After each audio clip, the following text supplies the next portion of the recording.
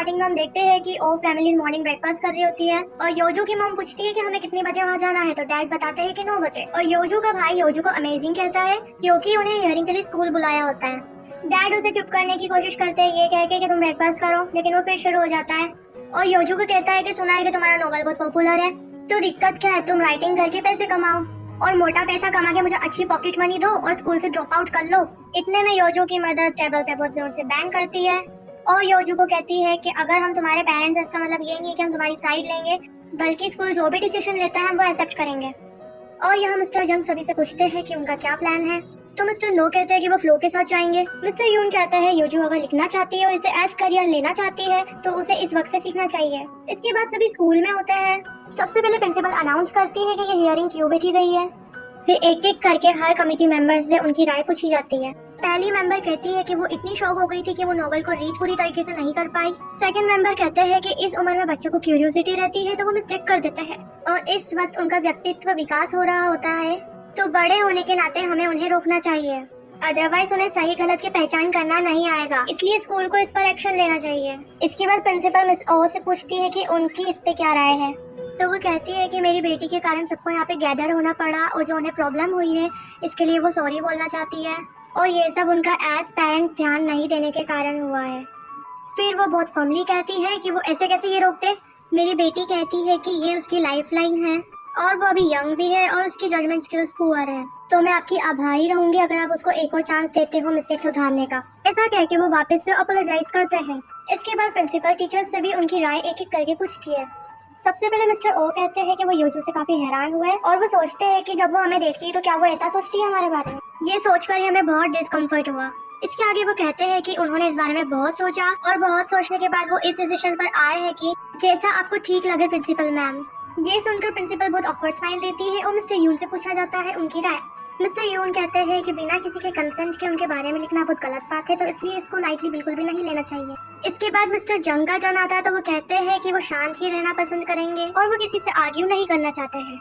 इतने में school authority के एक मेंबर कहने लगते हैं कि अगर ऐसा हम करने लगे तो स्कूल अथॉरिटी कोलैप्स हो जाएगी और इस पर सख्त एक्शन लेना चाहिए। ये सुनकर योजू के पेरेंट्स थोड़ा सहम जाते हैं। इसके बाद मिस्टर गा का टर्न आता है, तो वो कहते हैं कि इस सब के रिस्पॉन्सिबल वो ही है। ये सुनकर सभी बड़ी हैरानी से मिस्टर गा की ओर देख रहे होते हैं। मिस्टर गा कहते हैं उन्हें ये सब कुछ पहले से पता था, लेकिन तभी उन्होंने योजू को नहीं रोका और उन्होंने ही उसे लिखने को कहा था। आगे कहते हैं कि हाँ, मैंने उसे पहले डिलीट करने को कहा था, लेकिन मैं उसे तब समझता नहीं था। लेकिन योजू अपने फ्यूचर को लेकर क्लियर थी और अपने सपनों की ओर बढ़ना चाहती थी और उसका कॉन्फिडेंस देखकर तो मुझे जलन भी होने लगती थी। इसलिए मैं उसे लिखने को एनकरेज करता था क्योंकि मैं उस पर भरोसा करना चाहता था, उसका ख्याल रखना चाहता था और उसे हौसला देना चाहता था। वो ये भी कहते हैं कि योजू जैसी स्टूडेंट जब किसी चीज पे अपना माइंड फिक्स कर लेती है तो वो उसे करके ही रहती है और उन्होंने खुद को एज टीचर उसकी इस क्वालिटी को अप्रिशिएट करता हुआ पाया है। इसलिए योजू को दूसरा चांस देकर उसके एनर्जी और पैशन को स्ट्रेंथ देनी चाहिए। ये सुनकर प्रिंसिपल योजू से पूछती है कि वो क्या चाहती है।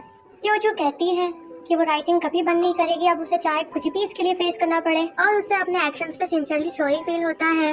और वो कहती है उसने अपनी लिखी हुई नॉवल डिलीट कर दी है, लेकिन अगर बात लिखने की है तो वो कभी भी लिखना बंद नहीं करेगी। योजू की ये बोल्डनेस देखकर सब हैरान हो जाते हैं और मिस्टर गा बहुत नाज से मुस्कुरा रहे होते हैं। फिर प्रिंसिपल कहती है कि वो दूसरे टीचर से इस बारे में चर्चा करेगी और 4 दिन बाद इसका रिजल्ट बताएगी, और ये कहकर कमेटी मेंबर्स वहाँ से चले जाते हैं और मिस्टर गा भी मिस किम से बात करने निकल जाते हैं। मिस्टर जंग भी योजू से कहते हैं कि तुम क्लास में चली जाओ क्योंकि हमें मिस्टर गा का यहाँ पे वेट करना है, तो योजू उन सबसे अपोलोजाइज करने लग जाती है। मिस्टर यून कहते हैं कि मैंने सोचा नहीं था कि मैं तुम्हारे पहले प्रोजेक्ट का पार्ट रहूंगा, लेकिन तुम्हें रियल पीपल से डील करते हुए केयरफुल रहना चाहिए। इसमें मिस्टर नो कहते हैं कि इसने जो क्लास में तगड़ा लेटर लिखा था जापानीज में, मुझे वही देखकर समझ जाना चाहिए, तो उसमें बहुत सारी वर्जन लिखी हुई। और योजू से कहते हैं कि इस बार तुमने जापानीज लिटरेचर असाइनमेंट ऐसा नहीं लिखा हो कि मैं इमोशनल हो जाऊँ, तो मैं तुम्हें F ग्रेड दूंगा। योजू वापस अपोलोजाइज करने लगती है, तो मिस्टर जंग कहते हैं कि उन्हें राइटिंग के बारे में इतना कुछ तो नहीं पता है, पर जितना उन्होंने सुना है उन्हें ये जरूर पता है कि उसमें वो टैलेंट है। फिर मिस्टर यून योजू से कहते हैं कि वो परेशान ना होए और क्लास में जाए। जब योजू वहाँ से जा रही होती है तो मिस्टर ओ उसे रोकते हैं और उससे पूछने लगते हैं कि तुमने मेरा कैरेक्टर इतना तुच्छ सा क्यों बनाया जो इनजस्टिस के खिलाफ खड़ा ही नहीं होता, छुप जाता है। मैं असल में ऐसा नहीं हूँ, स्टूडेंट्स ये सब पढ़ेंगे तो मेरे बारे में क्या सोचेंगे। और वो दूसरे टीचर से पूछने लग जाते हैं कि क्या मैं ऐसा हूँ, तो वो लोग हंसने लग जाते हैं और दूसरे टीचर्स योजू को वहाँ से जाने को कहते हैं और मिस्टर ओ भी वहाँ से चिल्लाने लग जाते हैं कि मेरे कैरेक्टर को चेंज करो, उसमें कुछ सुधार लाओ। लेकिन तब तक योजू वहाँ से जा चुकी होती है। यह क्लास में सभी योजू के फ्रेंड उसका वेट कर रहे होते हैं। जब योजू वहाँ पर आती है तो सभी उसके अराउंड आकर खड़े हो जाते हैं, उससे पूछने लगते हैं कि वर्डिक्ट क्या निकला। योजू कहती है कि वो लोग डिस्कस करके बताएंगे। वो ये भी पूछता है कि मिस्टर गा ने क्या कहा, तो योजू बताती है कि एक्चुअली उन्हें सब कुछ पहले से पता था, उन्होंने मुझे मोटिवेट किया था लिखने को, इसलिए उन्होंने खुद को रिस्पॉन्सिबल बताया ये सब का। और सब सरप्राइज हो जाते हैं कि मिस्टर गा ने योजू के लिए स्टैंड लिया। यह मीटिंग में मिस्टर गा सबको कन्विंस कर रहे होते हैं कि उसका जो वर्क है वो उतना ही फेमस है जितना किसी एस्टेब्लिश राइटर का होता है, और अगर ये बुक होती तो ये फिलहाल में बेस्ट सेलर में होती। तो प्रिंसिपल कहती है तो क्या हुआ, ये पॉपुलर है फिर भी देखने लायक नहीं। इस पे मिस्टर गा कहते हैं कि एक टाइपिक राइटर थी जिनका पेन नेम था लव हनी, और स्टार्टिंग में उनके वर्क के लिए बहुत क्रिटिसिज्म मिला था, लेकिन बाद में वो इतनी पॉपुलर हुई कि उस पर मूवी बन गई, और उन्होंने उस वक्त काफी डोनेशन किया था। सोचो उनके स्कूल को उन पर कितना प्राउड फील हुआ होगा।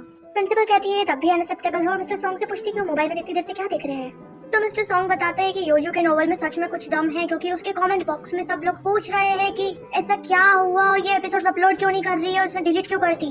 तो प्रिंसिपल कहती है अच्छा ऐसा है तो मुझे बताओ कितने व्यूज आए हैं। 1000 के लगभग होगा और क्या। तो मिस्टर सॉन्ग बताते हैं कि मैम सिर्फ कमेंट्स ही 1,08,420 है। तब भी प्रिंसिपल कहती है कि ये अनएक्सेप्टेबल है। मिस्टर सॉन्ग फिर से मोबाइल की ओर देखते हुए उछल उछल कर बताने लगते हैं कि योजू की फ्रेंड्स ने एक कमेटी बना ली है, committee for the return of ईमक, लेकिन प्रिंसिपल का पारा चढ़ने लगता है और वो उन्हें चुप कर देती है। दूसरे टीचर स्कूल की इमेज को लेकर अपना कंसर्न बताते हैं, तो मिस्टर सॉन्ग कहते हैं कि नहीं, इसको अलग तरीके से देखना चाहिए, जैसे हमारे स्कूल ने इस लेवल के लिटरेरी टैलेंट को कल्टीवेट किया है। ये सुनकर प्रिंसिपल थोड़ी कन्विंस होती दिखाई भी देती है। मिस्टर सॉन्ग को कहती है कि हाँ ये रीजन है कि हमें इसके लिए ग्रेटफुल होना चाहिए। मिस्टर गा को भी लगता है कि हाँ थोड़ी बात बन रही है। प्रिंसिपल कहती है कि फेमस सीरीज जैसे कि हैरी पॉटर के राइटर है, तो हो सकता है कि ये बच्ची भी वैसी हो सकती है, किसे पता। मिस्टर गा भी अग्री करते हैं और सब प्रिंसिपल की ओर देखने लग जाते हैं। फिर प्रिंसिपल कहती है कि मुझे थोड़ा सोचने दो। ऐसे करके 4 दिन बीत जाते हैं। अब रिजल्ट की हियरिंग के लिए योजो और उसकी टीचर सभी गैदर होते हैं। प्रिंसिपल कहती है कि जो हुआ है उसे इग्नोर नहीं कर सकते, लेकिन मुझे पता है कि तुम्हें अपनी गलती का पछतावा हुआ है और तुम उसे सुधारना चाहती हो, इसलिए हम तुम्हें सुधरने के लिए एक और मौका देंगे और तुम्हें लिखने से नहीं रोकेंगे। तो इस मैटर पे स्कूल ने ये डिसीजन लिया है कि तुम 5 दिन अपने घर पे ही रहोगी। ये सुनकर योजो बहुत अमेज्ड हो जाती है, खुश हो जाती है मिस्टर गा की ओर देखते क्योंकि उन्होंने ये सबको समझाया होता है। प्रिंसिपल योजो से पूछने लगती है तो क्या मैं भी उसमें हूँ क्या, तो योजो उन्हें सरप्राइजिंगली देखने लगती है। मीटिंग के बाद योजो के फ्रेंड उससे पूछने लगते हैं कि रिजल्ट क्या था, तो योजो उन्हें बताती है कि 5 दिन का सस्पेंशन मिला है, और सभी ये सुन के बहुत खुश हो जाते हैं और नाचने लगते हैं। फिर मिस्टर गा को आता हुआ देख सभी क्लास में भाग जाते हैं। क्लास में आते ही मिस्टर गा सबको योजो के वर्डिक्ट के बारे में बताते हैं और ये भी कहते हैं कि योजो तो अपनी गलती की रिस्पॉन्सिबिलिटी लेगी ही सही, लेकिन इसमें मेरी भी थोड़ी गलती है। आगे कहते हैं कि एज ए टीचर मुझे किसी एक स्टूडेंट को फेवर नहीं करना चाहिए था और इसमें मैं फेल हुआ, और किसी को बुरा लगा हो तो मैं उनसे माफी मांगना चाहता हूँ। अब से मैं तुम सबकी ज्यादा सुनूंगा और बजाय साइड लेने के कि कौन सही है कौन गलत है, मैं आशा करूंगा कि तुम लोग एक दूसरे को समझोगे। ये कहकर मिस्टर गा वहाँ से चले जाते हैं और स्टूडेंट आपस में एक दूसरे को सॉरी बोलते हैं। शाम को योजो मिस्टर गा से मिलने जाती है। मिस्टर गा पूछते हैं क्या हुआ, तो योजो बताती है कि आपको थैंक यू बोलना ढंग से रह गया था इसलिए थैंक यू, जिसके लिए मिस्टर गा उसे कहते हैं कि इसकी कोई जरूरत नहीं है। तो योजो पूछती है कि आपने ऐसा क्यों किया। मिस्टर गा पूछते हैं क्या, तो योजो कहती है कि आपने प्रिंसिपल और सारे टीचर्स को मेरी साइड रहने को कहा, तो ये सब मुझ जैसे जो कि कुछ भी नहीं है उसके लिए क्यों। मिस्टर गा कुछ देर ठहरते हैं फिर कहते हैं क्योंकि तुम मेरी फर्स्ट स्टूडेंट हो। योजो कहती है कि बस इसलिए कि मैं स्टूडेंट हूँ। तो मिस्टर गा कहते हैं कि मिंजू, हासू, गोया सब मेरे लिए बच्चे ही तो हो। इसके बाद वो योजो को घर जाने को कहते हैं और खुद भी चले जाते हैं। अब योजो 4 दिन अपने घर में ही रहती है और ये समय बहुत अच्छे से एंजॉय करती है। और यहाँ मिस्टर गा सबसे कहते हैं कि इस बार मैं एक शॉट देना चाहता हूँ और जिन चीज़ों से भागता हूँ उन्हें समझने की कोशिश करना चाहता हूँ। तो सभी पूछने लग जाते कि ये क्या बोल रहा है, किसके बारे में बात कर रहा है, तो मिस्टर गा कुछ भी नहीं कहता है। और यहाँ योजो का जब वापस स्कूल में कमबैक होता है तो उसके फ्रेंड्स उसको चीयर करने के लिए उसके लिए स्वीट्स लेकर आते हैं और सेलिब्रेट करते हैं। इसके बाद हम हासू और योजो को एक दूसरे से बात करते हुए देखते हैं, जहाँ हासू कॉन्फेस करती है कि उसे बिल्कुल अच्छा नहीं लगता था जब मिस्टर गा सिर्फ योजो पे ध्यान देते थे और उस पर ध्यान नहीं देते थे। तो उसने सोचा कि वो योजो का अगर कुछ बिगाड़ा करेगी तो वो उसे नोटिस करेंगे, लेकिन ऐसा कुछ भी नहीं हुआ और वो ये सब एक्सक्यूज नहीं दे रही है और वो कहना चाहती है आई एम सॉरी। तो योजो कहती है कि तुम्हें थैंक्स है क्योंकि तुमने मुझे मेरी मिस्टेक एक्नॉलेज करवाने में मदद की है, अगर ये सब नहीं होता तो मैं गिल्ट से अब तक लिख रही होती। हासू भी योजो का रिएक्शन देखकर रिलैक्स हो जाती है। इसके बाद दोनों ऑडिटोरियम निकल जाते हैं क्योंकि ऑडिटोरियम में प्रोफेसर नादियोली का स्पेशल लेक्चर होता है और वो रास्ते में डिस्कस करते जाते हैं कि वो मिस्टर गा की शायद गर्लफ्रेंड है। बिल्डिंग में एंटर करते ही योजू को मैसेज आता है कि उसे एवी रूम से प्रोजेक्टर का रिमोट लाना है। तो वो आसू को कहती है तुम आगे चली जाओ, मैं आती हूँ। इसके बाद योजू को प्रोफेसर नादियोली दिखती है तो वो उनसे जाके इंटरेक्ट करती है। प्रोफेसर उसे देखते ही पहचान जाती है और कहती है कि तुम तो वही लड़की हो ना जो मुझे कॉफी शॉप पे मिली थी, और मुझे तुम्हें देख के बहुत खुशी हुई क्योंकि मैं भी बहुत नर्वस हूँ। तो योजू पूछती है क्यों, तो वो बताती है कि मैंने कभी टीनेजर के साथ इंटरेक्ट नहीं करा और मुझे डर है कि मैं कुछ गलत ना कह दूँ, और टीनेजर इस जमाने के बहुत स्कैरी है। तो योजू कहती है कि नहीं, हम इतने बुरे भी नहीं है, हम तब तक काटते नहीं जब तक कोई हमारा खाना नहीं छीनता। योजू की ये बात सुनकर प्रोफेसर हंसने लग जाती है। इतने में वहाँ पे मिस्टर गा भी आ जाते हैं। मिस्टर गा योजू को रिमोट हैंड ओवर करते हैं और प्रोफेसर से चलने को कहते हैं। तो प्रोफेसर उनसे कहती है कि मैं कर तो लूंगी ना। तो मिस्टर गा कहते हैं कि तुमने इससे भी बड़ी ऑडियंस को संभाला है। प्रोफेसर कहती है कि मुझे तब भी नर्वस फील हो रहा है। तो फिर वहाँ से ये कहते हुए वो चली जाती है मिस्टर गा के साथ।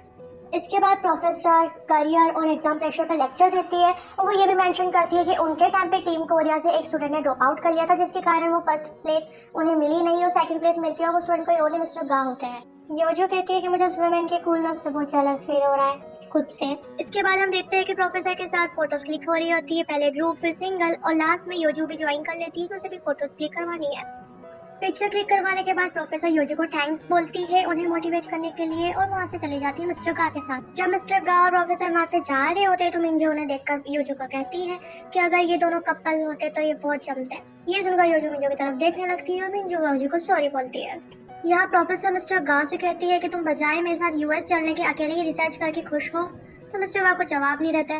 प्रोफेसर आगे कहती है ऐसे तो हम एक दूसरे को कंपटीशन देंगे और देखते हैं वहाँ पे पहले कौन पूछता है या फिर कोई पूछता भी है या नहीं। तो मिस्टर गा कहते हैं कि समय ही बताएगा यूजलेस वैल्यू मैथमेटिक्स की।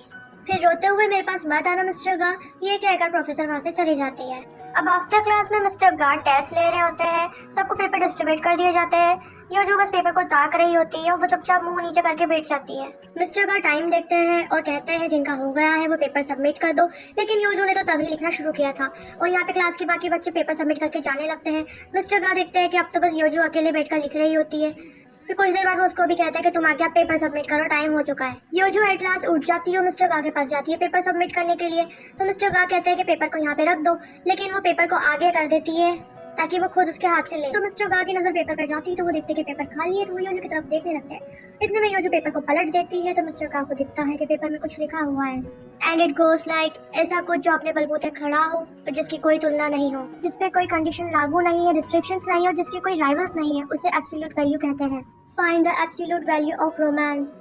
What is the value of classes divided by pigeon multiplied by the square root of emergency room plus the square of after school classes plus novel multiplied by the limit of bus stop। और ये पूरा पढ़ के mister गा अपने pocket में से pen निकालते हैं और पेपर पे कुछ लिख के योजो को वापस से हैंड ओवर कर देते हैं।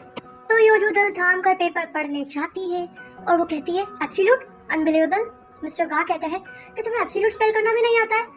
तो योजो कहती है कि मुझे आता है, लेकिन ये एक लिटरेरी डिवाइस है जो मैंने यहाँ पे इसको फिट किया है ताकि ये वर्ड थोड़ा उभर कर आए। तो मिस्टर गा कहते हैं कि तुम्हारी प्रॉब्लम और तुम्हारी स्पेलिंग दोनों ही मैस है, इस प्रॉब्लम का कोई सॉल्यूशन भी है। तो योजो कहती है कि हाँ है और मैं इस प्रॉब्लम पे बहुत लंबे समय से वर्क कर रही हूँ। तो मिस्टर गा कहते हैं कि बताओ इसका सॉल्यूशन फिर।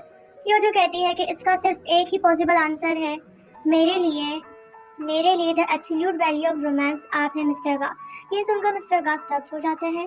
That's the end of episode. See you in the next one.